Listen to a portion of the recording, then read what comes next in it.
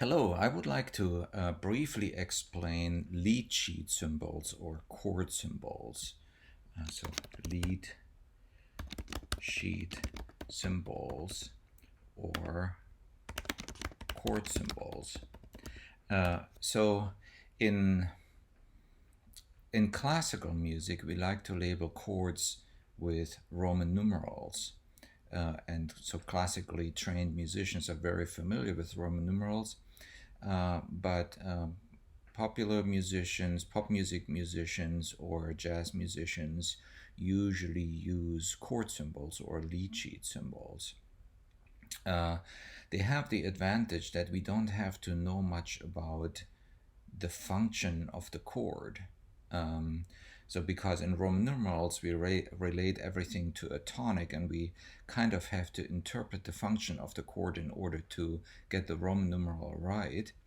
But in lead sheet symbols, we just basically write the root of the chord, then whether it is major or minor, and perhaps whether it is an inversion. So if, for example, a C major triad and first inversion would be CM, or just a C major triad and root position would be C. Now, lead sheet symbols are not standardized, so there are several ways to do it. So it could just be an uppercase C in some scores, whereby the C minor could also be notated as a lowercase c, depending on what system one uses. So in any case, the most important thing is that we always write the root of the chord, regardless of where it is. It doesn't have to be in the bass. Then the quality of the chord, so major, minor, diminished, or augmented. And then if the bass note does not have the root, so if the bass note is the third or the fifth of the chord, then we write a slash and write the name of the bass note. So in this case, it's a C augmented triad, but the G sharp is in the bass. So what about seventh chord? Seventh chords. The most common seventh chord is a major minor seventh chord.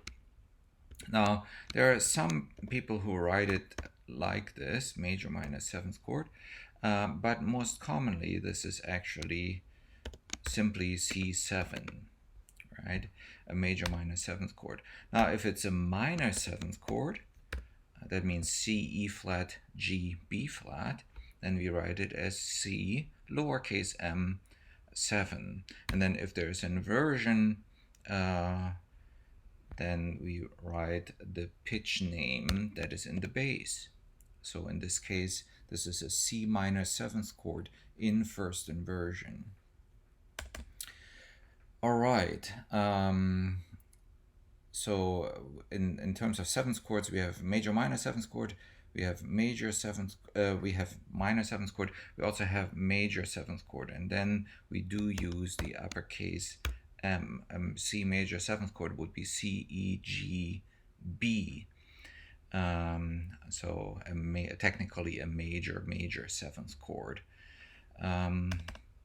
If we have a diminished seventh chord, then we would simply write C dim, or sometimes the D is also lowercase, C dim 7. So that's C, E flat, G flat, B double flat, all minor thirds. Now the half diminished seventh chord is a little bit more problematic.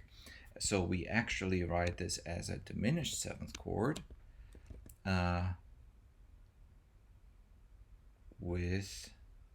we write this as a minor seventh chord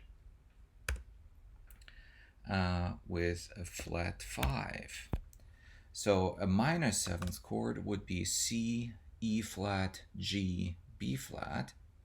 But if we flat the fifth, G, to G flat, flat 5, then we have a half diminished seventh chord, C, E flat, G flat, B flat. So really the half diminished seventh chord is most often written as C minor 7th with a flat 5. And again, all these chords can be an inversion. So if the flat 5, so the G flat, is in the bass, then it would be a second inversion, half diminished 7th chord. C half diminished 7th chord in second inversion. This is how we would write it. So this is kind of lengthy. Now, if we go into romantic music, and of course, if we're in the 20th century, we have lots of sus chords or suspended chords. Now, in prior time periods in classical music, we also have a cadential 6/4 chord, which is essentially a 5 chord with a double suspension, right? Let's say in the key of C major, the 5 chord is G, B, D.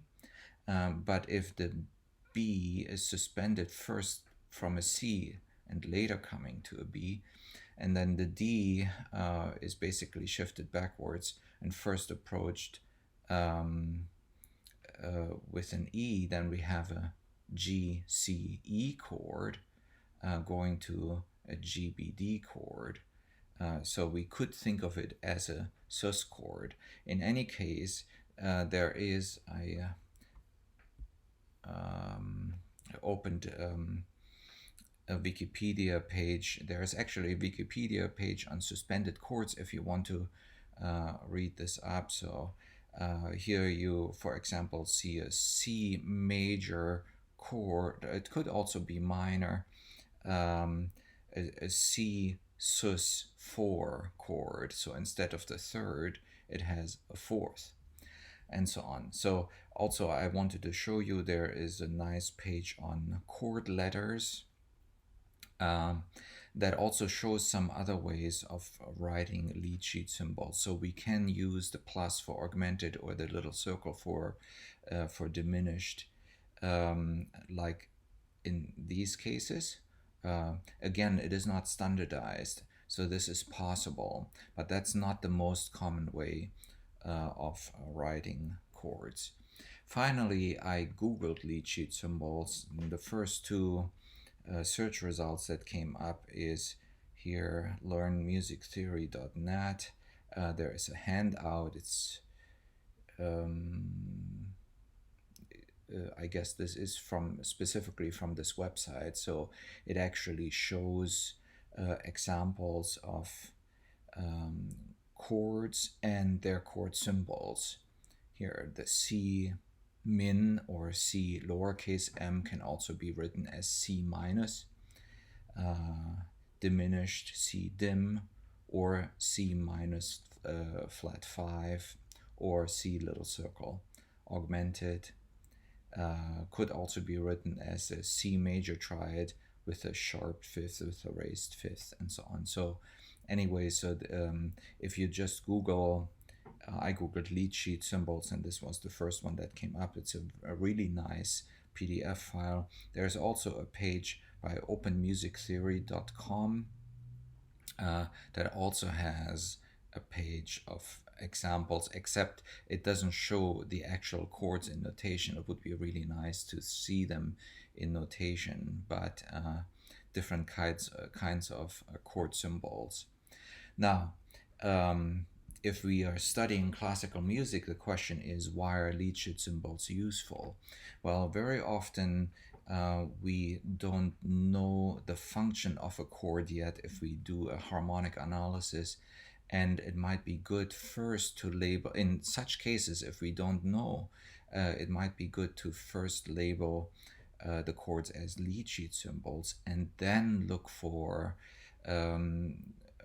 dominant tonic resolutions or leading tone chord tonic resolutions to find in which key we are. And once we know that, we can probably figure out a Roman numeral.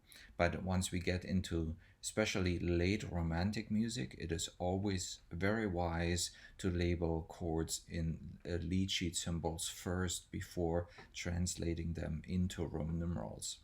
Anyways, I hope this was helpful. Send me an email if you have any questions. Bye.